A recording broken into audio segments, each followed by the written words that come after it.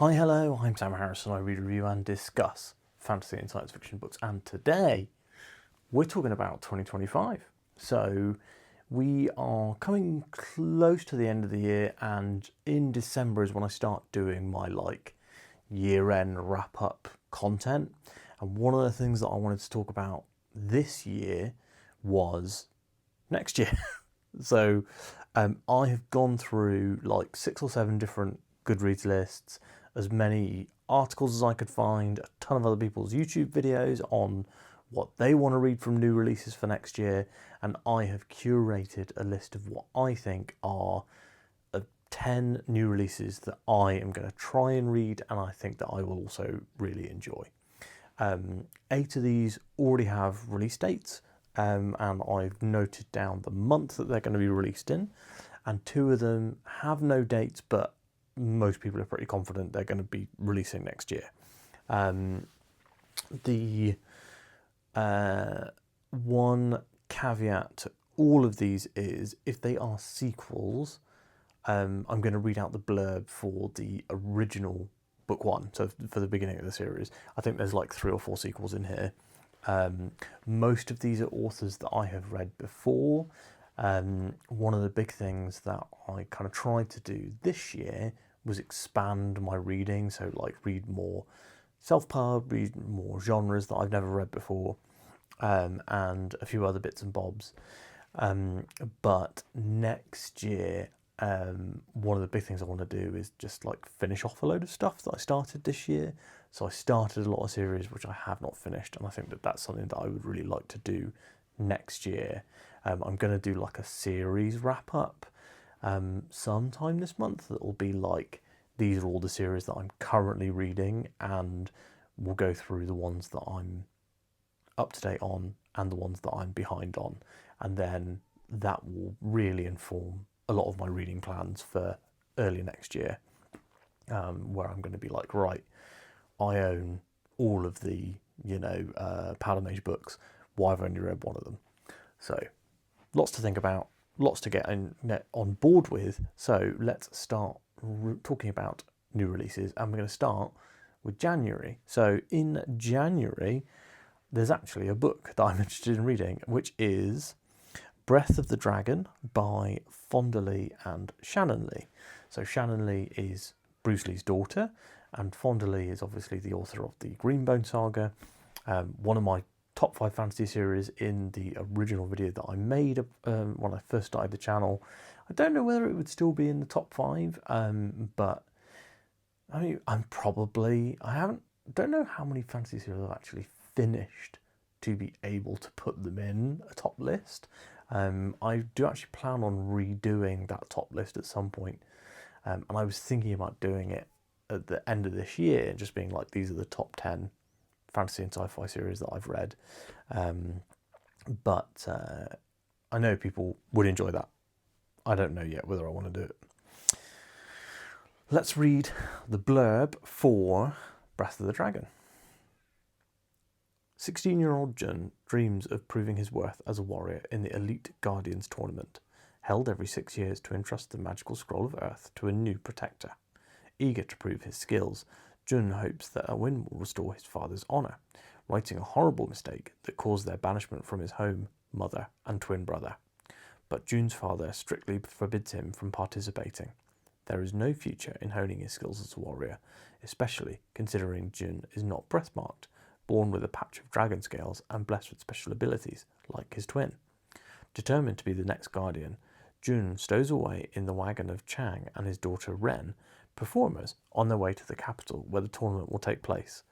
As Jun competes, he quickly realises he may be fighting for not just a better life, but the fate of the country itself.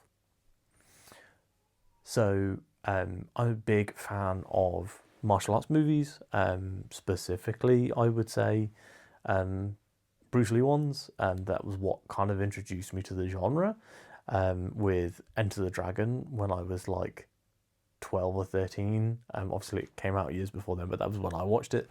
And I would still say it's a fundamental part of my pop culture tastes, and in fact was one of the first films I showed my wife when we first met, and she was that was cool to watch, but it was a weird thing to watch with a new girlfriend. But she married me, so obviously it was a good idea. And as I said before, I love the Greenbone saga, whether it is or is not in my top 10 anymore, top 5. I love that series. So really looking forward to this one. This is actually a YA fantasy, and it's the first half of a duology.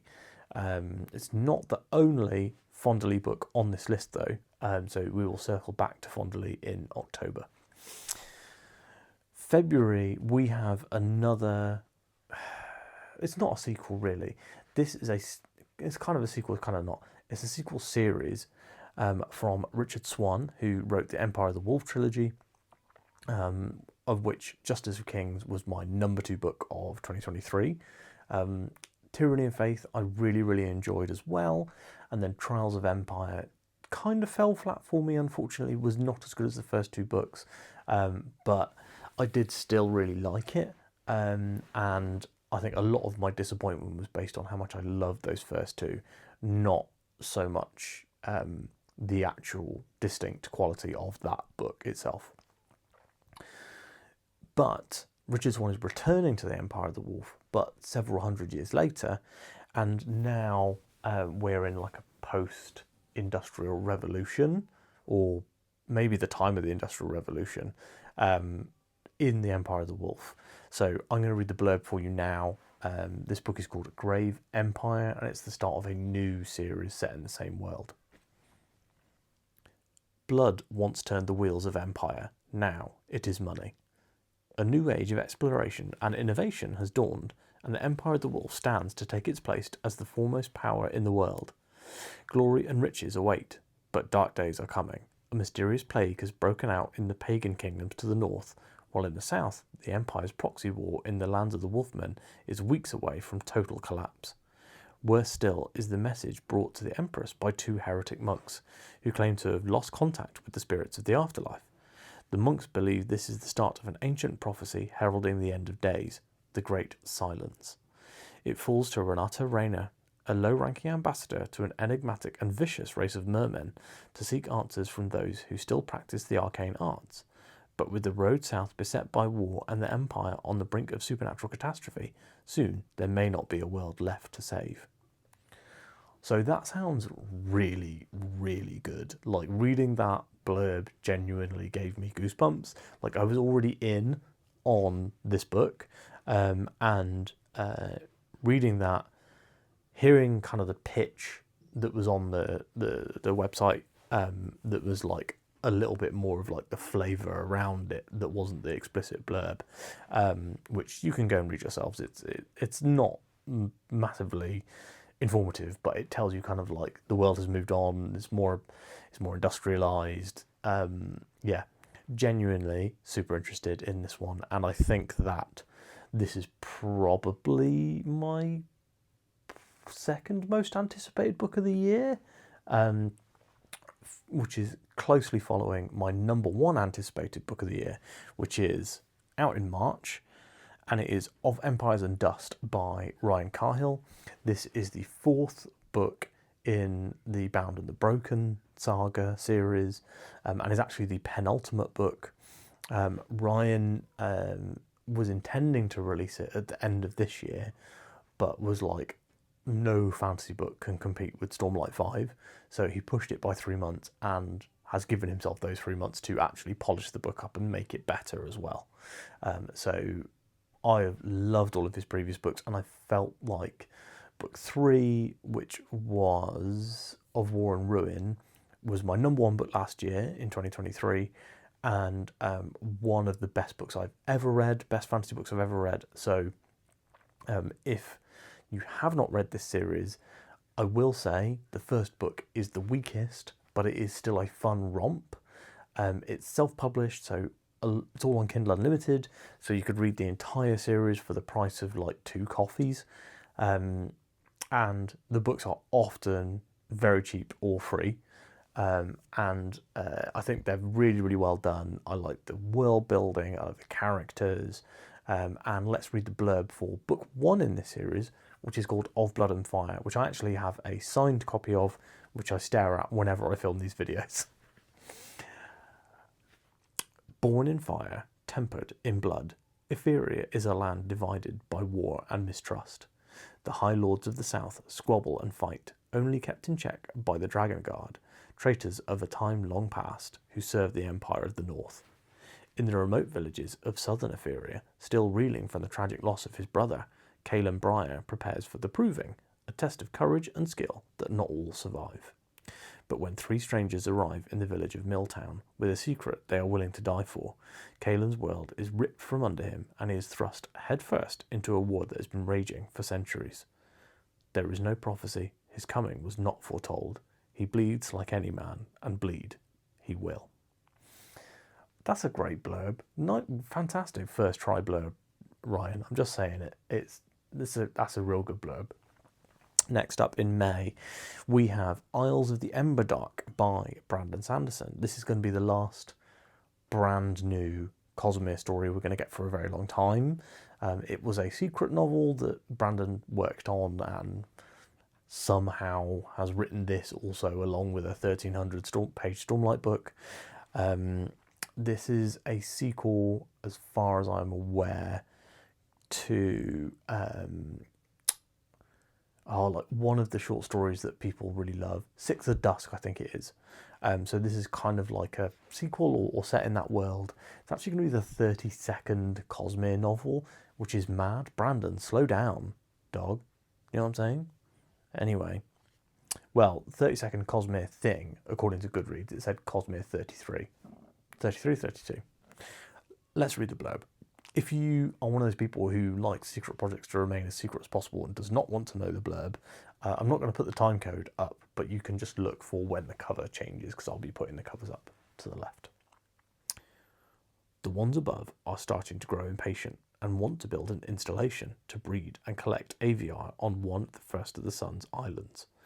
Vathi and Dusk are trying to figure out how to delay their progress and are also dealing with people from another world, likely Roshar. Dusk realises that the people of the first of the sun are hopelessly outmatched and decides to go through Paji's eye, the perpendicularity on the island Paji, to try and enlist help. Apparently this book is like deeply Cosmere connected and is like for the hardcore biggest Cosmere fans.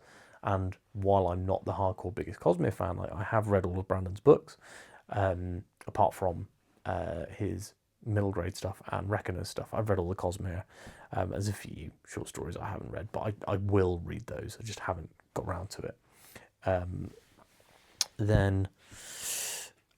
Super looking forward to this one. I am, really looking forward to this one, and I think that this is going to be a really fun release, and it actually comes out in May, which is my birthday month, so usually take a little bit of time off in May, and that's a great time for another book to release, which actually comes out 3 days before my birthday, so hoping I'll probably put it on the old birthday present list. That is The Devils by Joe Abercrombie. Brother Diaz has been summoned to the sacred city, where he is certain a commendation and grand holy assignment awaits him. But his new flock is made up of unrepentant murderers, practitioners of ghastly magic, and outright monsters, and the mission he is tasked with will require bloody measures from all of them in order to achieve its righteous ends. Elves lurk at our borders and hunger for our flesh, while greedy princes care for nothing but their own ambitions and comfort. With a hellish journey before him, it's a good thing Brother Diaz has the devils on his side. So I have heard this described / pitched as a humorous take on the Suicide Squad with like a medieval fantasy theme. Super interested in this one. I actually didn't really know any of the story apart from it's a Suicide Squad book, and that sounds great. And also, Ross and Laura have read this and they both think it's fantastic. So really looking forward to reading this one myself. I did apply for an ARC for this one, only a digital ARC through NetGalley, and I'll be genuinely curious to see whether I get approved for it, because a lot of people are being sent physical ones now, so hopefully digital ARCs will come eventually. But I'll still be probably trying to get, if I hate it I won't, but I'll still probably be trying to get a physical copy on the old birthday list. Up next in June is a book from an author that I've only recently started reading and really, really liked. The first book that I read of hers, that is V.E. Schwab, and her book is called Bury Our Bones in the Midnight Soil. This is a toxic lesbian vampire story, urban fantasy, set across 3 different time periods, and is about lesbian vampires. So I'll read you guys the blurb. There's not very much of it, and I think that makes me even more interested in reading this. Yeah, really loved Vicious by Schwab, so I'm looking forward to reading more of her stuff. Let me read the very short blurb. Santo Domingo de la Calzada, 1532. London, 1837. Boston, 2019. 3 young women, their bodies planted in the same soil, their stories tangling like roots. One grows high, one grows deep, and one grows wild. And all of them grow teeth. I'm hyped for that. Like, I don't think there's any other way to describe my feelings for this extremely brief blurb, and just kind of the concept toxic lesbian vampires has really sold me. Yeah, I think that Schwab has shown me that she can write these kind of complex villainous characters in Vicious, and seeing that from kind of an urban fantasy lens sounds really fun. Okay, I don't actually have any books that I'm interested in that have firm dates from July through September. So next up, we're going to be shifting straight over to October. And in October, the first book is Blackfire Blade by James Logan, which is the sequel to The Silver Blood Promise, which is a book that I read and loved earlier this year. And the sequel is going to be Luca and his supporting cast, Lucan and his supporting cast, travelling to a new location with its own unique quirks, and sounds like the kind of the concept of this like road trip heist sort of style of storytelling. Really looking forward to seeing more from this world from our good friend James Logan. Let me read you the blurb for book 1, which is The Silver Blood Promise. Lucan Gardover is a card sharp, academy dropout, and, thanks to a duel that ended badly, the disgraced heir to an ancient noble house. His days consist of cheap wine, rigged card games, and wondering how he might win back the life he threw away. When Lucan discovers that his estranged father has been murdered in strange circumstances, he finds fresh purpose. Deprived of his chance to make amends for his mistakes, he vows to unravel the mystery behind his father's death. His search for answers leads him to Sophrona, fabled city of merchant princes, where anything can be bought if one has the coin. Lucan only seeks the truth, but instead he finds danger and secrets in every shadow. For in Sophrona, everything has a price, and the price of truth is the deadliest of all. That book was real good. I think I 4-starred it, and there were moments where I felt like it was going to be a 5-star.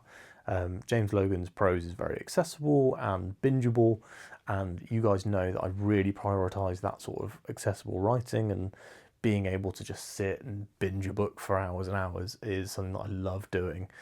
So yeah, if you haven't read that, you've got a little bit of time before the sequel comes out, but don't dilly-dally, get it read.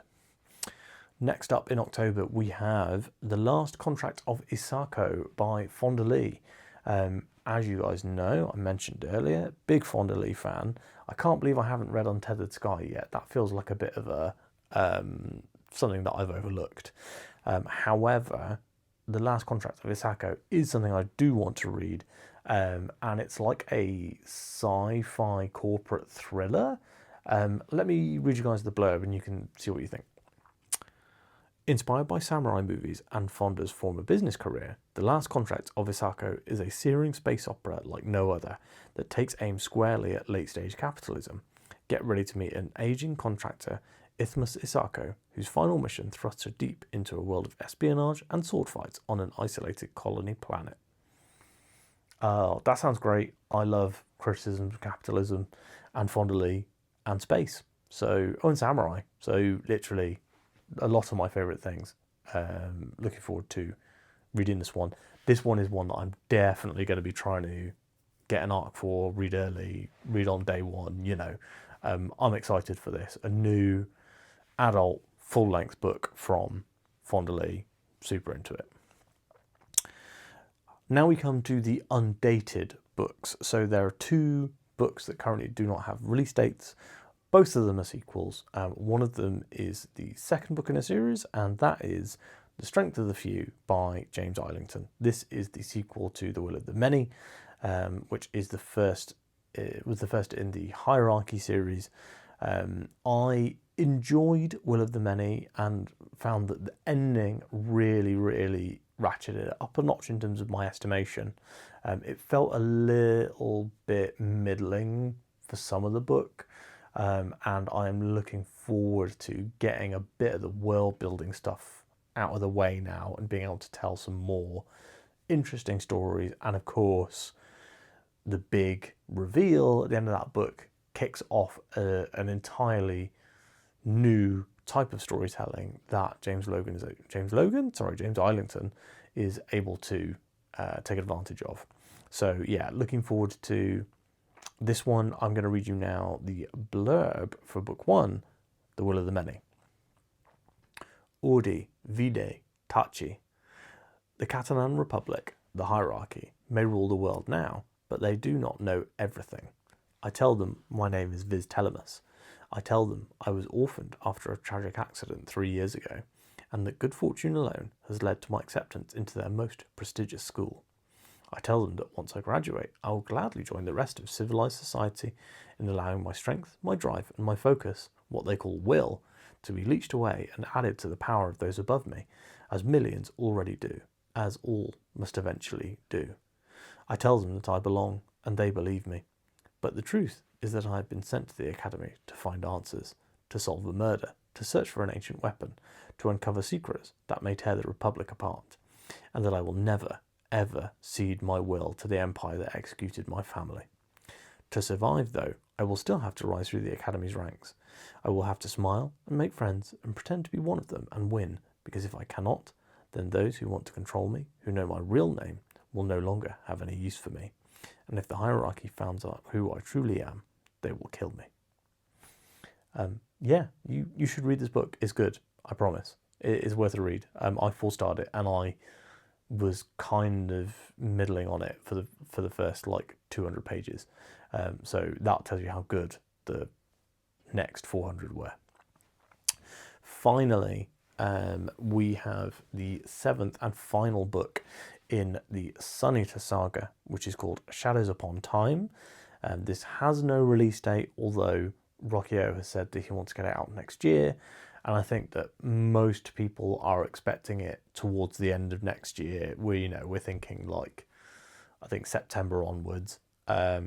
This is the seventh book in a series, so even I'm not looking at the blurb for this one. I've only read 3 of the books in the series. I do own the next 2, but I haven't read them yet. I do need to get on that. That'll be a 2025 series to catch up on. I'd like to catch up on this series in time to read Shadows Upon Time on release. That'll be the ideal.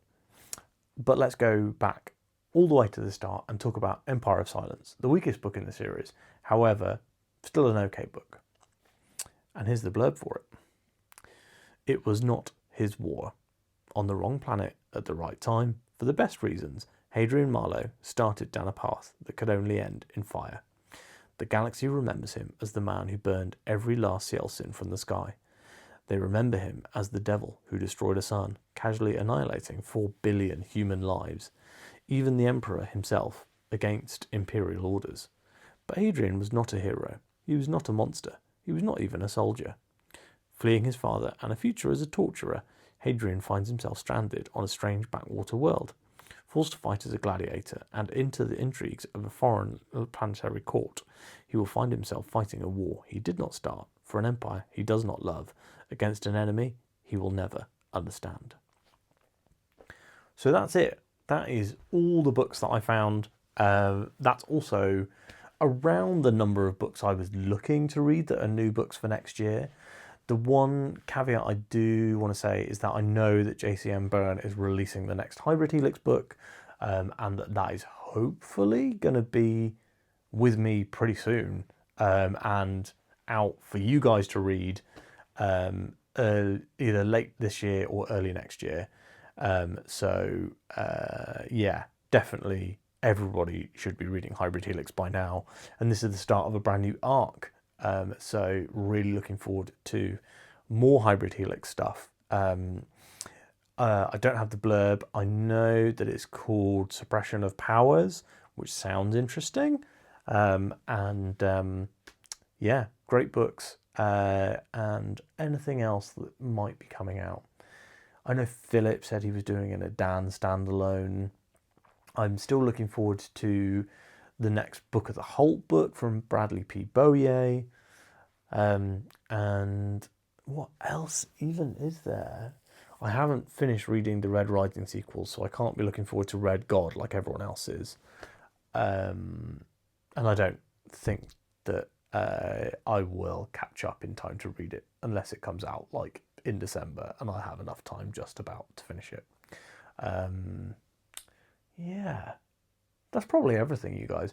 If I've missed anything that you think, this is super exciting, Sam, you should know about it, especially if it's a book one, please let me know, drop down in the comments. I did see a few books that I was like iffy on, or like not iffy on, but like, so for example, Adrian Tchaikovsky is releasing a book called Shroud, which sounded interesting, but I don't want to start reading Tchaikovsky with his latest work. I'd like to read some of his earlier stuff.